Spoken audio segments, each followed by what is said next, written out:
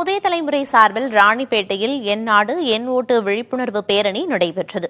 அது தொடர்பான தகவல்களை செய்தியாளர் நாராயணசாமியிடம் கேட்கலாம். நாராயணசாமி, இந்த பேரணியில யாரெல்லாம் பங்கேற்றாங்க, என்ன தகவல்?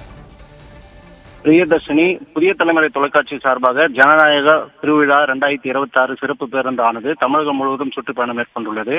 அதில் இன்று தொடர்ச்சியாக ராணிப்பேட்டை மாவட்டத்தில் என் நாடு என் ஓட்டு என்ற தலைப்பில் வாக்காளர் விழிப்புணர்வு நிகழ்ச்சியானது ஆற்காடு பேருந்து நிலையத்தில் துவங்கியது. இதற்காக மாவட்ட ஆட்சியர் JU சந்திரகலா அவர்கள் நம்ம நிகழ்ச்சிக்கு கலந்து கொண்டு உறுதிமொழி ஏற்றுக்கொண்டார்கள். உறுதிமொழி ஏற்றத்துக்கு கொண்டு கொடியசைத்து மாணவர்களுடைய விழிப்புணர்வு பேரணியானது நடைபெற்றது. இந்த பேரணியானது ஆற்காடு பேருந்து நிலையத்தில் துவங்கி பஜார் வழியாக ஆரணி செல்லும் சாலை வழியாக சுமார் 2 கிலோமீட்டர் வரையும் மாணவர்கள் 300க்கும் மேற்பட்ட மாணவர்கள் இந்த விழிப்புணர்வு பேரணியில் கலந்து கொண்டு சிறப்பித்திருக்கிறார்கள். பிரியதர்ஷினி, தகவல்களுக்கு நன்றி நாராயணசாமி.